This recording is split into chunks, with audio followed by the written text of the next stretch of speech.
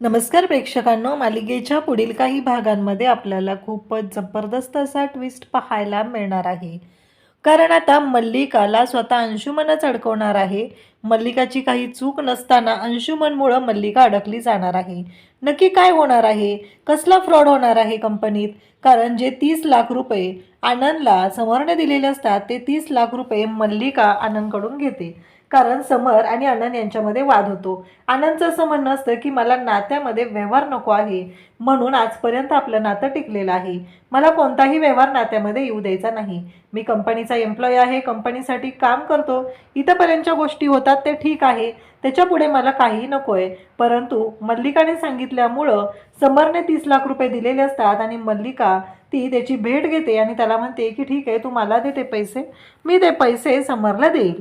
परंतु आता नेमकं त्याच वेळेस अंशुमन एका प्रॉब्लेममध्ये अडकतो आणि आता प्रॉब्लेम असा झाला आहे की मल्लिकाने जेव्हा ते पैसे आनंदकडून घेतलेले असतात, तेव्हा मात्र आनंदने तिथे सह्या वगैरे केलेल्या आहेत आणि त्यामध्ये मल्लिका अडकली जाणार आहे. तो फ्रॉड होणार आहे. कारण अंशुमनने एका ठिकाणी पुन्हा एकदा जुगारात पैसे हरलेला आहे आणि आता जर का ते पैसे दिले नाही आणि त्याचे आधीचं कर्ज फेडलं नाही, तर गुंड त्याला उचलून घेऊन जाणार असतात. त्यामुळं आता कोणताच पर्याय राहत नाही आणि त्यामुळं मल्लिका आता हा 30 लाख रुपयांचा गोंधळ घालणार आहे. हे सगळं कशा पद्धतीने होणार?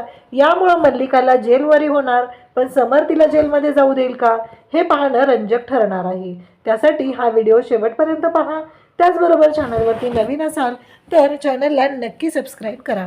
इकडे आता रोहन आलेला असतो आणि रोहन आलेला पाहून सगळेजण खुश होतात. तेव्हा समर विचारतो की रोहन आज सकाळी सकाळी इकडे?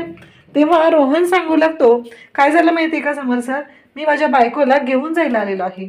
तेव्हा मात्र सगळ्यांनाच खूप आनंद होतो. समर तर एवढा खुश होतो की एवढं सगळं काल घडलेलं असूनही रोहनने जो काही निर्णय घेतलेला आहे, तो निर्णय मात्र त्याला खूपच आवडलेला असतो. तो म्हणत असतो की रोहन, एवढं सगळं झालेलं होतं तरीही एवढ्या शांतपणे तू हा निर्णय घेतला आणि आलेला आहे. परंतु इकडे मल्लिका जी आहे तिला आता खूपच मिरच्या झोंबू लागलेल्या असतात. कारण तिचं असं म्हणणं असतं की हे सगळं जे काय आहे ते समरने स्वतःच्या स्वतः निर्णय का घेतला, हा अधिकार कोणी दिला त्याला? कारण ती माझी मुलगी आहे, डॉल माझी आहे. तेव्हा मात्र हे सगळं स्वानंदीमुळं होतंय. आजपर्यंत समर असा कोणता निर्णय घेत नव्हता आणि घरातलाच घेत नव्हता, तर माझ्या मुलांच्या बाबतीतला घ्यायचा प्रश्नच येत नव्हता. कारण मल्लिका यायच्या आधीच स्वानंदीने आणि समरने इकडे अधिराची पाठवणी केलेली असते. खरं तर ही गोष्ट खूप चांगली असते, पण मल्लिकाला तिच्या लेकीचा संसारच बघवत नाहीये, तर तिला वाईट वाटणारच असतं. त्यासोबतच इकडे पाहायला मिळतं ते म्हणजे स्वानंदी आणि निकिता बोलत असतात. या बोलण्यातून स्वानंदीला निकिता म्हणते की अगं थोडासा प्रॉब्लेम झालेला आहे. म्हणजे कसं आहे माहिती आहे का, की अशा गोष्टी घडलेल्या आहेत की आता आम्हाला घर बघतोय आम्ही दुसरं एका ठिकाणी, पण पैशांची ॲडजस्टमेंट थोडी होत नाही आहे. तेव्हा मात्र हे ऐकल्यानंतर स्वानंदी म्हणते, मी काय करू शकते का? म्हणजे बघा, मला काय वाटतं माझ्याकडे काही सेविंग्ज आहेत, तर मी तुम्हाला देऊ शकते त्यातली अमाऊंट. तेव्हा ती म्हणते, नाही नाही, मैत्रीमध्ये अजिबात पैसा येऊ द्यायचा नाही, व्यवहार येऊ द्यायचा नाही. म्हणून तर समर आणि आमचं नातं इतक्या दिवस टिकलेलं आहे, असं ती स्पष्टपणे सांगू लागते. इकडे आनंदसुद्धा एका टेन्शनमध्ये असतो, कारण त्याने लोन केलेलं आहे. परंतु त्या लोनच्या आधी जी टोकन अमाऊंट आहे ती 30 लाख रुपये त्याला भरायची आहे आणि ती 30 लाख रुपये अमाऊंट भरण्यासाठी त्याच्याकडे तेवढे पैसे नाही आहेत. आता ही गोष्ट नेमकी ऐकली जाते ती म्हणजे शेळकेंकडून, आणि शेळके किती चाडक आहे ते आपल्याला माहितीच आहे. शेळकेने लगेचच अंशुमनला फोन केला आहे आणि अंशुमनला सांगितले की एक मोठा प्रॉब्लेम आहे आणि ती गोष्ट सांगायची आहे. तेव्हा अंशुमन म्हणतो की काय झालं? शेळके सांगू लागतो की तो आनंद आहे ना, त्याला 30 लाख रुपयांची गरज आहे आणि तो फोनवरती बोलत होता, हे मी ऐकलेलं आहे. तो म्हणतो की अरे वा वा वा, चालेल चालेल, मी बघतो काय करायचं ते, असं शेळकेला आता तो सांगू लागतो.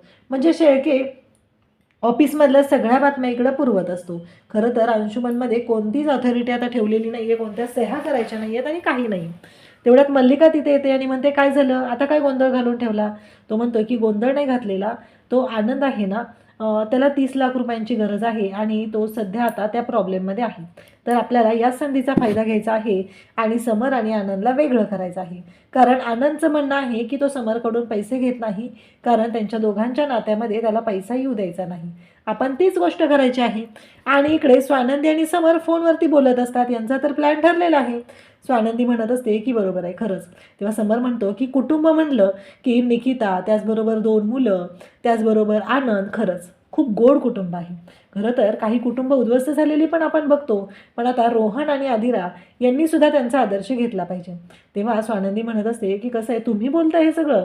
तेव्हा समरचं म्हणणं असतं की तुम्हाला काय वाटलं, मला बोलता येणार नाही आहेत का ह्या गोष्टी? नाही, बरोबर आहे, आपल्या दोघांमधलं नातं वेगळं असलं तरीही या सगळ्या गोष्टी मी बोलू शकतोच ना, असं इकडे समर सांगत असतो. तेव्हा मात्र इकडे स्वानंदीचं म्हणणं असतं पण हे सगळं, तेव्हा समर म्हणतो की हो, का नाही मी बोलू शकणार ह्या सगळ्या गोष्टी?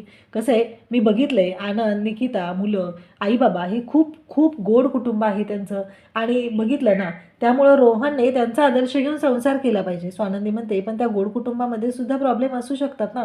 कसं आहे, प्रत्येकाच्या आयुष्यात प्रॉब्लेम येतच असतात, ते सॉल्व्ह करूनच जायचं असतं. तेव्हा समर म्हणतो म्हणजे काय म्हणायचं आहे का तुम्हाला? म्हणजे अशी कोणती गोष्ट आहे की जी मला माहीत नाही आणि ती तुम्हाला माहिती आहे यांच्या बाबतीतली? असं काय झालेलं आहे, असं समर विचारू लागतो. तेव्हा मात्र स्वानंदी म्हणत असते म्हणजे नाही, तसं काही नाही आहे. मग इकडे समरला वाईट वाटलेलं असतं की अशी गोष्ट घडलेली आहे जी स्वानंदीला माहिती आहे पण मला माहिती नाही आहे. आणि मग नेमकं त्याच संधीचा फायदा आता मल्लिकाने घेतलेला असतो आणि मल्लिका ऑफिसमध्ये येते. मल्लिका ऑफिसमध्ये येऊन इकडे समरला सांगू लागते की मला ना एक कळलेलं आहे, ते म्हणजे आपला आनंद जो आहे ना तो प्रॉब्लेममध्ये आहे, त्याला 30 लाख रुपयांची गरज आहे. तेव्हा समर म्हणतो की काय, पण मला आनंद काहीच नाही बोलला. तेव्हा ती म्हणते की कसं बोलणार ना रे तुला, मला पण असंच कळलं ना, स्वानंदीला बोलला असेल कदाचित, तुला स्वानंदी काही बोलली का? तेव्हा तो म्हणतो की नाही, स्वानंदी पण काय बोललेलं नाही आहेत मला, असं समर सांगू लागतो. मल्लिकाने सांगितलेलं असतं की हो शुअर त्याला 30 लाख रुपयांची गरज आहे.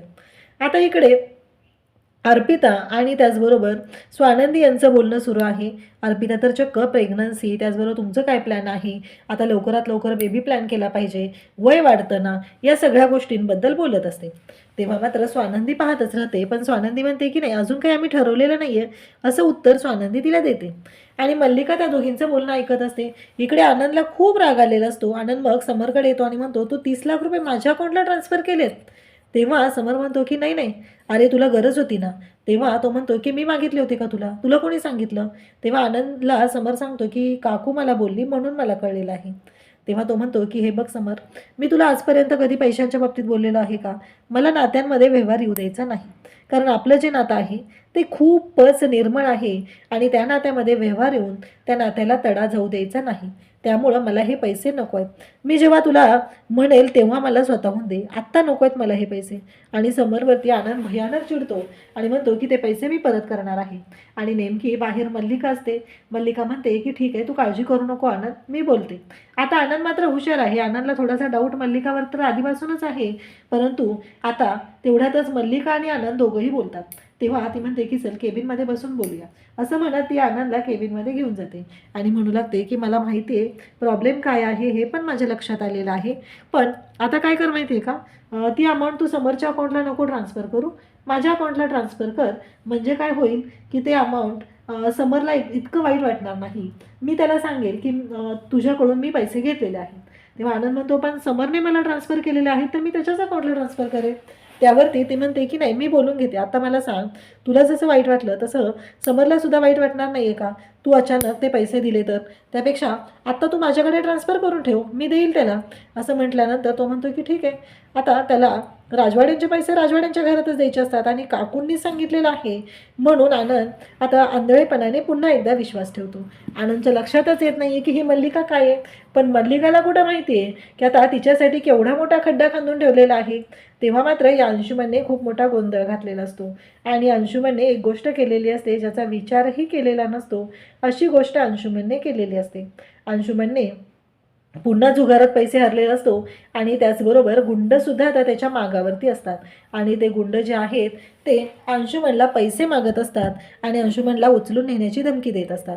आता मात्र आनंदने इकडे समरला सांगितलेलं असतं की ते पैसे मी काकूंच्या अकाउंटला ट्रान्सफर केलेले आहेत आणि हे माझ्याकडे रिसिप्ट आहे. असं मनात ते दिलेले असतात. पण आता काकूंनी येऊन इकडे समरला काहीच सांगितलेलं नाही आहे नक्की काय झालेलं आहे. आणि मग मात्र इकडे अंशुमन ते 30 लाख रुपये आता मल्लिकाच्या अकाउंटमधून घेऊन जातो. मल्लिकाला माहीतच नसतं, त्याने स्वतः येऊन सह्या केलेल्या असतात, तिच्या गुपचूप सह्या घेतलेल्या असतात. मल्लिकाला या कुठल्याच गोष्टीची कल्पना नसते आणि सगळे ट्रान्झॅक्शन दिसत असतात, कारण मल्लिकाचं अकाउंट जे असतं ते बिझनेस अकाउंट असतं आणि त्यामधून ते ट्रान्झॅक्शन दिसत असतात.